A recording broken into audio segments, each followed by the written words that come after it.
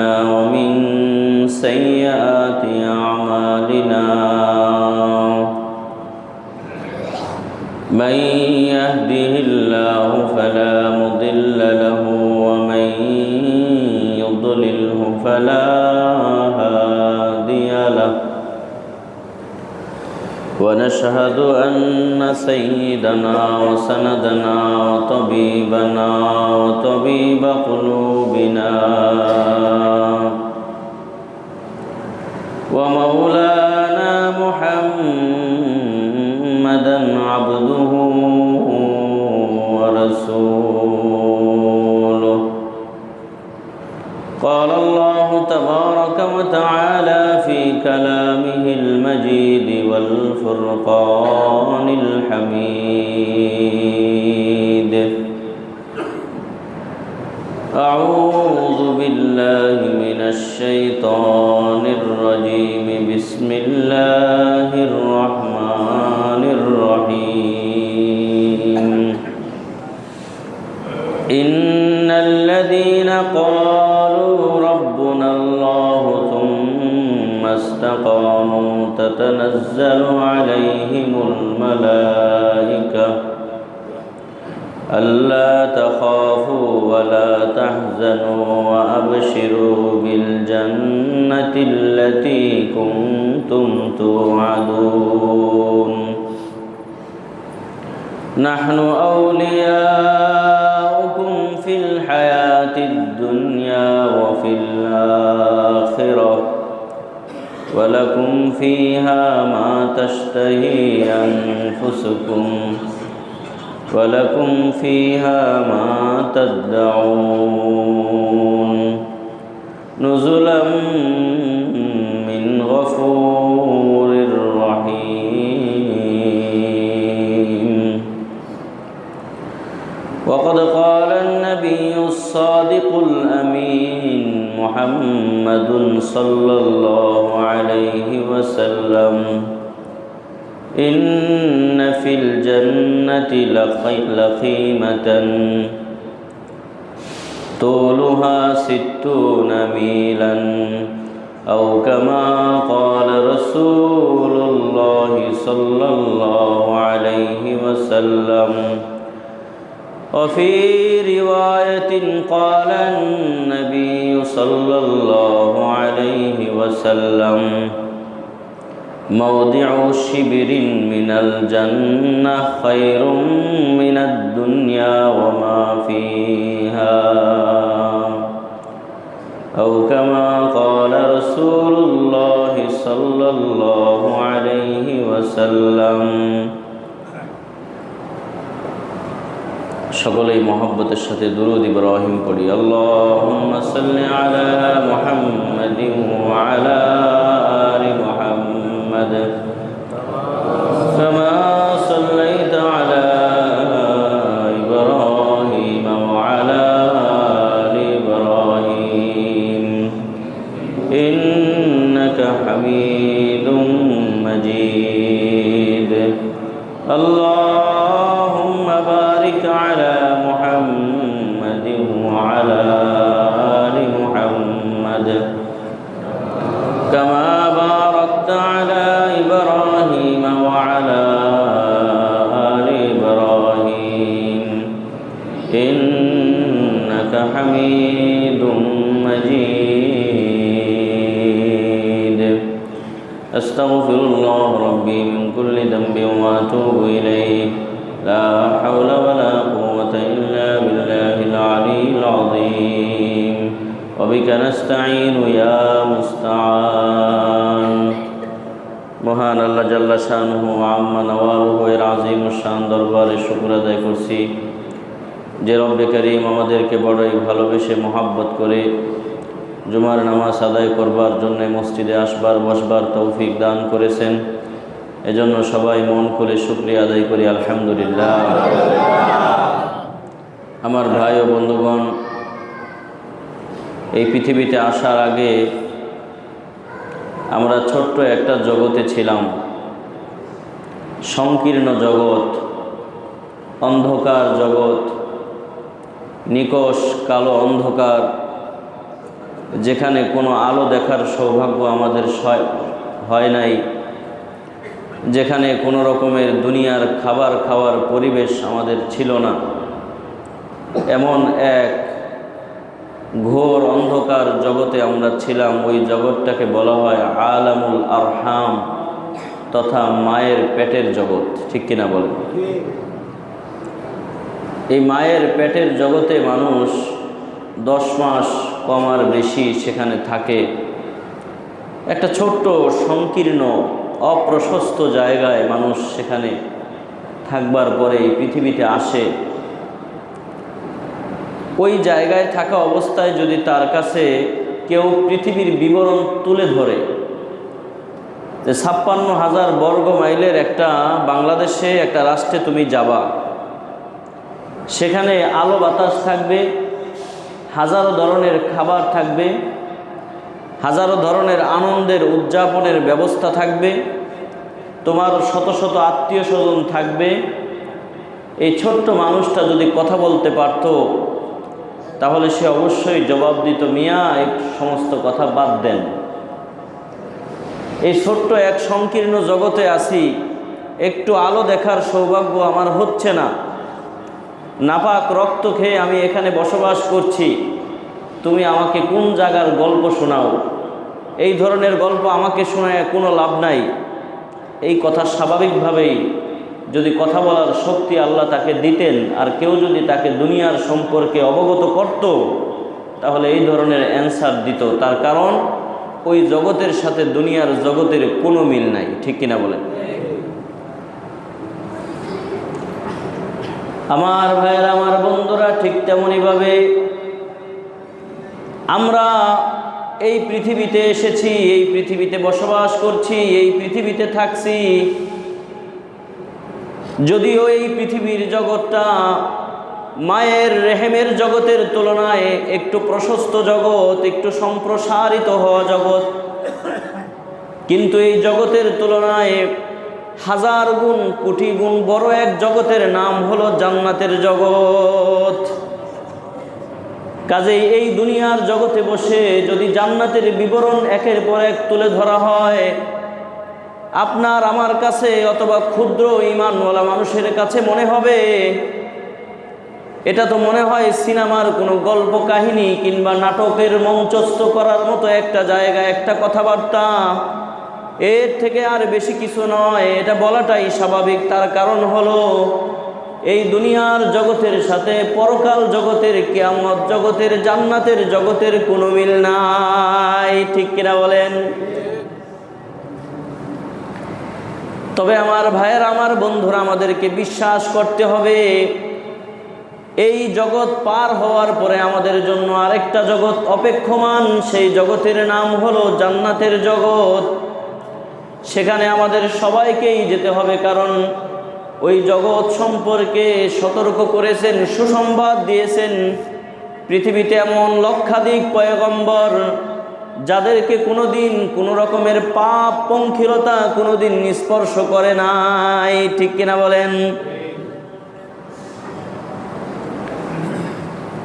ওই জান্নাতের জগতের বিবরণ দিয়ে শেষ করা যায় না। 2-3 জুমা পার হয়ে গেছে, এখনো পর্যন্ত কুল কিনারা খুঁজে পাওয়া যায় নাই।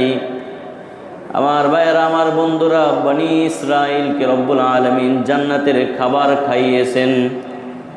বনি ইসরাইল একমাত্র সৌভাগ্যবান জাতি যাদেরকে রব্বুল আলামিন জান্নাতের খাবার খাওয়ার সৌভাগ্য দান করেছিলেন। কোরআনের মধ্যে রব্বুল আলামিন বলছেন, ওয়ানজালনা আলাইকুমুল মান্না ওয়াসসালওয়া, আমি বনি ইসরাইলকে মান্না এবং সালওয়া খাইয়েছি।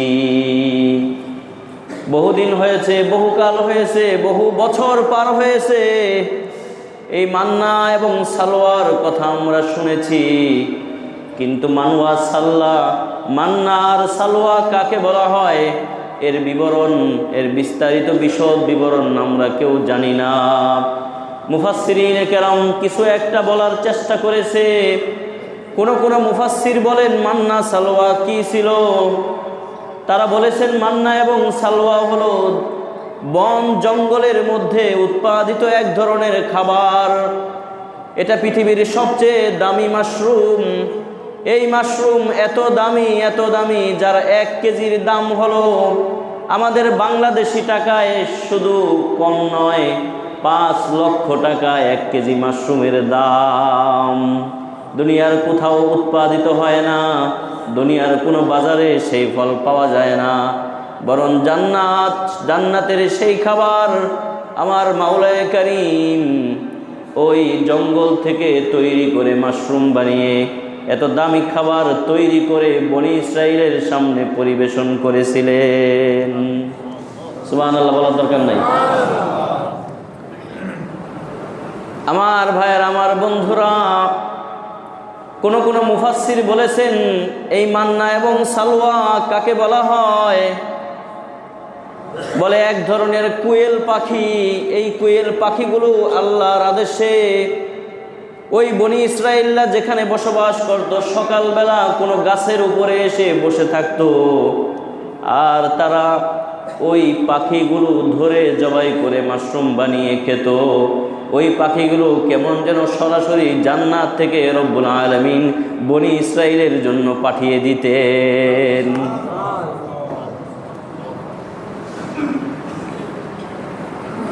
তো এক সৌভাগ্যবান জাতি বনি ইসরাইল, একমাত্র তারাই এই জান্নাতি খাবার খাওয়ার সৌভাগ্য অর্জন করেছিলেন।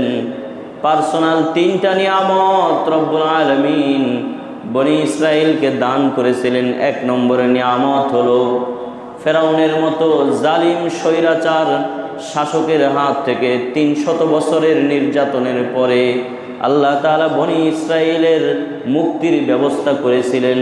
2 নম্বর, এমন পাথর বনি ইসরাইলের জন্য রব্বুল আলামিন জান্নাতের মধ্যে সৃষ্টি করে দিয়েছিলেন, যেই পাথর থেকে বনি ইসরাইলের জন্য ঝর্ণার মতো পানি বের হয়ে গেছে। আর 3 নম্বর নিয়ামত, বনি ইসরাইলের জন্য আল্লাহ রব্বুল আলামিন জান্নাতি খাবার মান্না এবং সালওয়ার ব্যবস্থা করেছিলেন। কিন্তু এই বনি ইসরাইল বড় দুর্ভাগ্যবান জাতি, বড় অপদার্থ জাতি, বড় বেঈমান জাতি, আল্লাহ তাআলার কথা মানতে পারে নাই। রব্বুল আলামিন নবী মূসা আলাইহিস সালাতু ওয়াস সালামকে ডেকে নিয়ে গিয়েছিলেন তার কাছে 40 দিনের জন্য, আর দায়িত্বে রেখে গিয়েছিলেন নবী হারুন আলাইহিস সালামকে।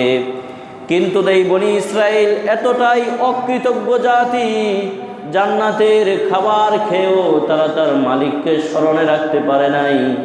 মালিক দুনিয়াতে সবচেয়ে যেই কাজ করলে মন খারাপ করেন, অভিমান করেন, কষ্ট পান, বিক্ষুব্ধ হন, সেটা হলো আল্লাহর সাথে যদি মালিক এত নিয়ামত খাওয়ার পরে বান্দা যদি কাউকে শরিক করে, শিরকের গুনাহ করে, আমার মালিক সেটা সইতে পারে না।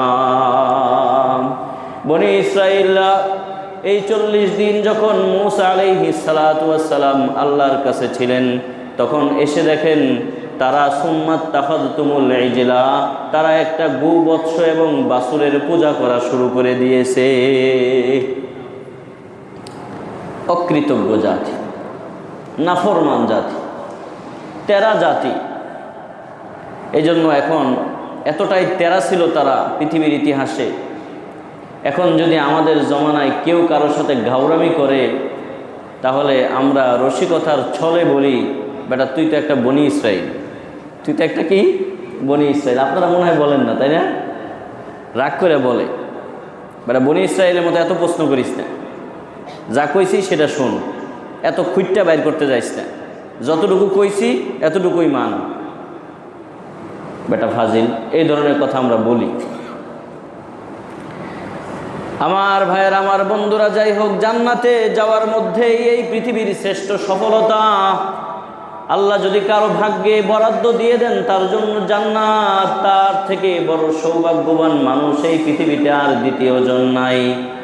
হন আপনি শ্রমিক, হন আপনি মজদুর, হন আপনি কৃষক কিংবা রিক্সা চালক, ঠেলা চালক, ঠেলাওয়ালা, কিন্তু আল্লাহ যদি আপনার জন্য জান্নাতের ফয়সালা করে দেন, তাহলে আপনার থেকে দামি মানুষ পৃথিবীতে দ্বিতীয় আরেকজন নাই। কারণ কি জানেন নাকি? কারণ হলো আল্লাহ রসুল সাল্লাল্লাহু আলাইহি ওয়াসাল্লাম বলেন, ইন্না মানজিলাতা আদনা মানজিলাতি আহলিল জান্নাহ মিথলাদ দুনিয়া ওয়া আশরাত আমসালিহা। একজন সাধারণ মানুষ যাকে দুনিয়ার মানুষ মূল্যায়ন করে না, দেখতে পারে না, তুচ্ছ তাচ্ছিল্য করে, এমন একজন মানুষ যদি ঈমানটা নিয়ে এই পৃথিবী থেকে বিদায় নিয়ে কিয়ামতের ময়দানে উঠে, আল্লাহ রাব্বুল আলামিন এই ছোট্ট তুচ্ছ মানুষটাকে যেই জান্নাতটা দিবেন, ওই জান্নাত এই দুনিয়ার 10 দুনিয়ার সমান। বিশ্বের একমাত্র প্রভাবশালী সবচেয়ে বড় ধনীর নাম হলো বিল গেটস, যার বাড়ি আমেরিকায়। দ্বিতীয় আরেকজন ধনীর নাম হলো ইলেন মাস্ক বা এলেন মাস্ক, বাড়ি কানাডায়। বর্তমান আমেরিকার প্রেসিডেন্টের নাম হলো ডোনাল্ড ট্রাম্প। এই ডোনাল্ড ট্রাম্পের বাড়িও নিউ ইয়র্কে। এই ট্রাম্প শুধুমাত্র আমেরিকার প্রেসিডেন্টেই নয়, বরং আমেরিকার শীর্ষ প্রভাবশালী ধনীদের মধ্যে সেও একজন। এজন্য নিউ ইয়র্কে ট্রাম্পের বাড়ি আছে, যে বাড়ির সামনে বড় করে সাইনবোর্ড দেওয়া, সেখানে লেখা আছে ট্রাম্প টাওয়ার। মনোমুগ্ধকর, আলিশান, চিত্তাকর্ষক, নয়নাভিরাম, চোখ ধাঁধানো এক বাড়ি। বাংলাদেশের শীর্ষ ধনীর নাম হলো কন্ট্রাক্টর জহিরুল ইসলাম, বাড়ি তার ধানমন্ডিতে। এই যে যত ধনীর আলোচনা এখানে আমি করলাম, তাদেরও একটা নিজস্ব বাড়ি আছে। বলেন এই প্রত্যেকের বাড়ি একটা বাউন্ডারির মধ্যে সীমাবদ্ধ কি বদ্ধ না? বলেন, একটা নির্দিষ্ট বাউন্ডারির মধ্যে সীমাবদ্ধ। এই বাউন্ডারির বাইরে আশপাশে যাদের বাড়ি আছে, একজন ধনীও তার আশপাশের বাড়িগুলোর মালিক না, সেগুলোর মালিকানা তারা দাবি করতে পারবে না। দাবি করলেই বলবে তোমার বাড়িতে তুমি যাও, তুমি আমার বাড়িতে কেন আসছো? বলবে কি বলবে না? আমার ভাইয়ের, আমার বন্ধুরা, এই দুনিয়ার শীর্ষ ধনীদের কথা আলোচনা করা হলো। এই শীর্ষ ধনীদের নিজস্ব একটা বাড়ি আছে, একটা আলিশান ভবন আছে, যেই ভবনে ঢুকলে মন ভরে যায়। কিন্তু দুঃখজনক হলেও সত্য, তারা যদি আশপাশে কারো বাড়ি দখল করার জন্য যায়, আইন কোনোদিন তাদেরকে অনুমতি দিবে না। বোঝা গেল তাদের বাড়িগুলো একটা নির্দিষ্ট জায়গায় সীমাবদ্ধ। আর একজন আদনা মুসলমান, একজন আদনা ঈমানওয়ালা মুমিন, যার বাড়িতে থাকার কোনো ব্যবস্থা নাই, যার খাবারের কোনো ভালো খাদ্যের ব্যবস্থা নাই, যার পরার জন্য ভালো কোনো পোশাকের ব্যবস্থা নাই, ওই ট্রেন রেল স্টেশনের পাশে থিমার মধ্যে, তাঁবুর মধ্যে বসবাস করে। মাঝে মাঝে সরকার সেই তাঁবুগুলোতে যখন আঘাত করে, ওই দরিদ্র দুর্বল অসহায় মানুষগুলো রাস্তার মধ্যে এসে বসবাস করতে আরম্ভ করে। এমন একজন আদনা মানুষ যদি ঈমানটা নিয়ে রব্বুল আলামিনের সামনে দাঁড়ায়, তাকে যেই জান্নাতটা রব্বুল আলামিন দান করবেন, ওই জান্নাত এই দুনিয়ার 10 দুনিয়ার সমান।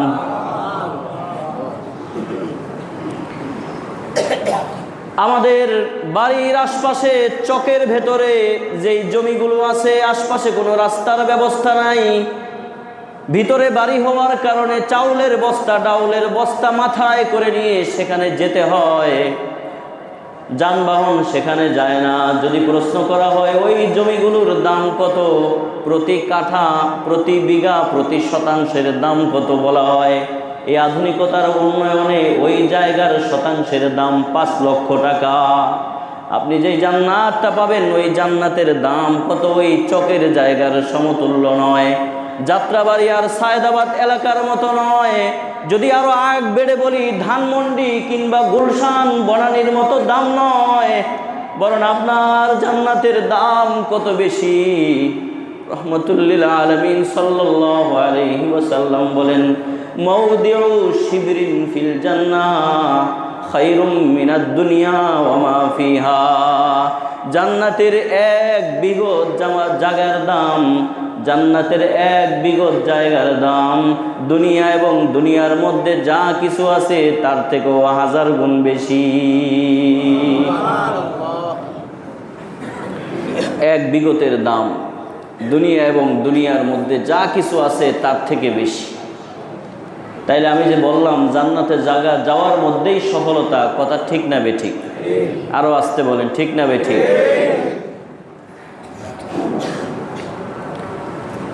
আমার ভাইয়ের, আমার বন্ধুরা,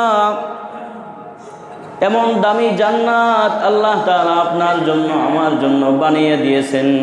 বলতেছিলাম এই জান্নাতে যাওয়ার মধ্যেই সফলতা, জান্নাতে না যাওয়ার মধ্যেই ব্যর্থতা। আরেকটা উদাহরণ দেই। মনে করেন একজন মানুষ পৃথিবীর সবাই মিলে মশওয়ারা করে পরামর্শ করে সবাই তাকে দুনিয়ার সব নিয়ামতগুলোর মালিক বানিয়ে দিছেন। আপনার যেই সম্পদ আছে তাকে দিয়ে দিছেন, পৃথিবীর সব সম্পদশালী মানুষের সম্পদগুলো তাকে দিয়ে দেওয়া হয়েছে। যদিও এটা সম্ভব নয়, বোঝানোর জন্য বলতেছি। তাহলে only one man in history, পৃথিবীতে একজন মানুষ এমন আপনারা নির্ধারণ করলেন যাকে দুনিয়ার সব নিয়ামতগুলো, সব সম্পদগুলোর মালিক বানিয়ে দিছেন।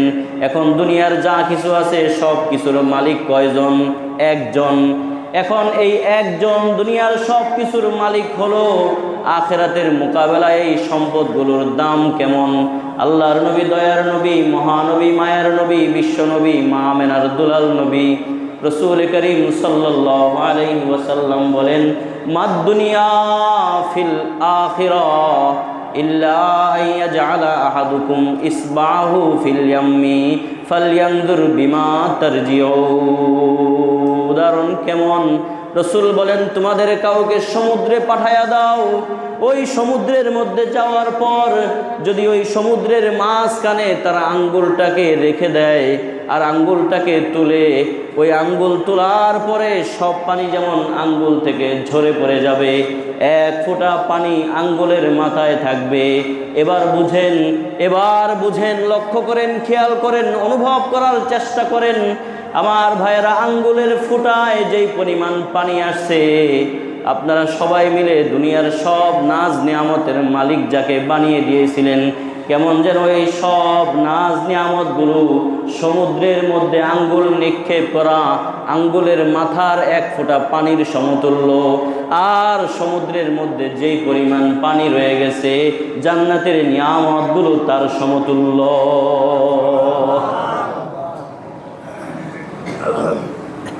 একটু ভালো লাগতেছে না শুনে আপনাদের? নাকি শরীরটা একবারে উদাই গেছে? একটু ভালো লাগতেছে না? যেতে মনে চায়নি সেই জান্নাতে? কার কার যেতে মনে চায় হাত তুলে দেখা। আল্লাহ কবুল করেন। আল্লাহ আমাদেরকে একসাথে সেই জান্নাতে প্রবেশ করার তৌফিক দান করেন। বলছিলাম সেই জান্নাতে যাওয়ার মধ্যেই সফলতা,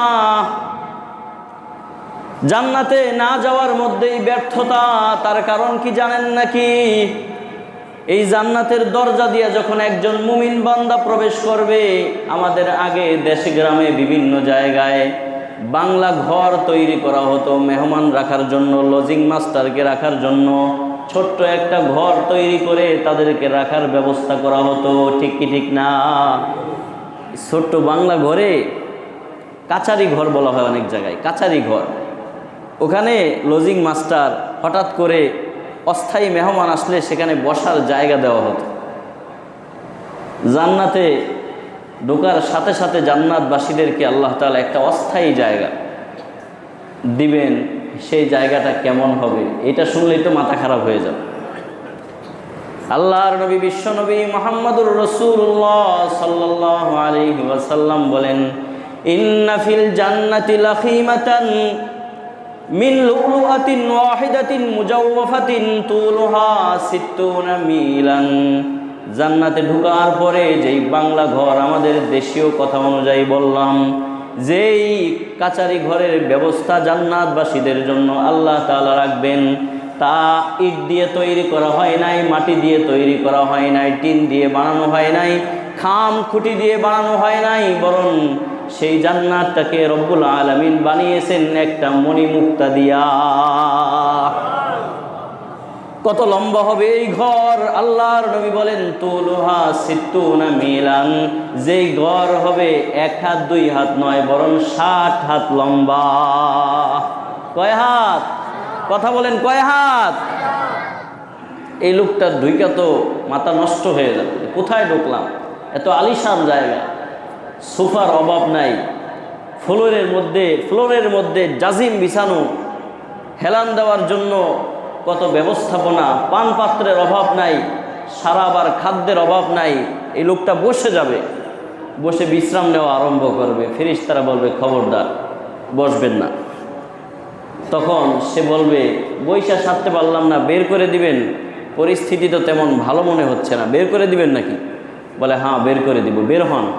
কোরআনে এই কথাটাই বলা হয়েছে, ওয়াসিকাল্লাযীনা ইত্তাকাউ রাব্বাহুম ইলাল জান্নাতি যুমারা, জান্নাতের দিকে জান্নাতবাসীদেরকে হাঁকিয়ে হাঁকিয়ে নেওয়া হবে। তার মানে হলো ওই জায়গায় যখন জান্নাতবাসী বসে যাবে, রব্বুল আলামিনের ফেরেশতারা তাকে বলবে উঠেন, বের হন, এই জায়গা আপনার জন্য বরাদ্দ নয়, আপনি বের হন। বের হয়ে দেখবে সামনে আরেকটা বিশাল বড় ভবন, দেখার মতো, দিলচুস্পি হওয়ার মতো একটা ভবন। ওই ভবনের মধ্যে ঢুকে যাবে কিংবা ঢুকতে চাইবে। এবার ফেরেশতারা বলবে এটাও আপনার জন্য নয়, সামনে আগান। সামনে আগাবে, দেখবে ওই ভবনটা আরো বেশি সুন্দর। ওই ভবনে ঢুকতে চাইবে, ফেরেশতারা ঢুকতে মানা করবে। এমন সময় ঠেলতে ঠেলতে এমন জায়গায় নিয়ে যাওয়া হবে যেটাই হলো তার মূল ভবন, তার মূল থাকার জায়গা, যেখানে কত ধরনের নিয়ামত থাকবে। আল্লাহ রাব্বুল আলামিন সূরা গাশিয়ার মধ্যে স্পষ্ট ভাষায় বলেছেন, উজুহু ইয়াওমাইদিন নাঈমা লিসাইহা রাদিয়া ফি জান্নাতিন আলিয়া লা তাসমাউ ফিহা লাগিয়া ফিহা আইনুন জারিয়া ফিহা সুরুরুম মারফুআ ওয়া আকওয়াবুম মাওদুআ ওয়া নামারিকু মাসফুফা ওয়া যারাবিয়্যু মাবসুসা। ওই জায়গায় যাওয়ার সাথে সাথে মুমিন বান্দার চেহারার দিকে তাকাইলেই মনে হবে জীবনে যা পায় নাই, জীবনে যা উপলব্ধি করে নাই, জীবনে যা দেখতে পারে নাই, এমন জায়গায় সে চলে আসছে। চেহারা দেখা মাত্র মনে হবে হাস্যোজ্জ্বল চেহারা, আনন্দময় চেহারা, সমুজ্জ্বল চেহারা, নীল নভনীলের জাজ্জল্যমান প্রদীপ্ত আর সূর্যের মতো আলোকিত হয়ে যাবে তার চেহারা আনন্দে। সে মনে মনে বলবে লিসাইহা রাদিয়া, যেই চেষ্টা আল্লাহকে পাওয়ার জন্য এই দুনিয়াতে করেছিল, মনে হয় এই চেষ্টায় শতভাগ সে সাকসেস হয়ে গেছে। ফি জান্নাতিন আলিয়া, আলিশান উঁচু জান্নাতে আল্লাহ তাআলা তার থাকার ব্যবস্থা করবেন। আর আলা সুরুরিম মারফুআ, সুউচ্চ পালঙ্ক এবং খাটের মধ্যে আল্লাহ তার থাকার ব্যবস্থা করবেন। এই উঁচু খাট বলা হয়েছে, এটা কত লম্বা হবে? আল্লাহর নবী নিজেই ব্যাখ্যা করেছেন, ইরতিফাউহা 500 আম। বলে এই খাট এবং পালং কত লম্বা হবে? বলে 500 বছরের রাস্তার সমতুল্য লম্বা হবে। সুবহানাল্লাহ। কয়শো বছর? 500 বছরের রাস্তার সমতুল্য লম্বা হবে তার খাট এবং পালং। সে হেলান দেওয়ার জন্য, সে সেখানে থাকার জন্য 70টা জাজিম পাবে। এই জাজিমগুলোও তেমনই লম্বা হবে। এবার আপনাদের মনে প্রশ্ন আসতে পারে যে হুজুর এত লম্বা খাটে কেমনে উঠবো? কোনো টেনশন নাই, কোনো চিন্তা নাই, কোনো চিন্তার অবকাশ নাই, কারণ আল্লাহ নিজে বলে দিয়েছেন, ওয়ালাকুম ফিহা মা তাশতাহি আনফুসুকুম ওয়ালাকুম ফিহা মা তাদউন। মন যা চাইবে তাই হয়ে যাবে। মুফাসসিরিনে কেরাম ব্যাখ্যা করে বলেছেন, যখন জান্নাতবাসী তার খাটে ওঠার জন্য ইচ্ছা পোষণ করবে, ওই খাট তার সামনে মাথা নত করে এসে দাঁড়িয়ে যাবে। সুবহানাল্লাহ। যে ওঠেন, আপনার জন্যই তো এই ব্যবস্থা, আপনি উঠে যান, কোনো সমস্যা নাই। দুনিয়াতে বিজ্ঞানের আলোকে এটা আরেকটু বোঝা সহজ। আমাদের ঢাকা শহরে প্রায় বাসায় লিফটের ব্যবস্থা আছে, আছে না নাই? প্রায় বাসায় লিফটের ব্যবস্থা আছে। আপনারা একটা প্রশ্নের উত্তর দেন তো আমার ভাইয়েরা, আপনারা জ্ঞানীজন গুণীজন, 3 তলা 4 তলা বিল্ডিংয়ে ওঠা সহজ না 20 তলা 25 তলা বিল্ডিংয়ে ওঠা সহজ? এই লাগিয়ে যাবে এখন প্যাস।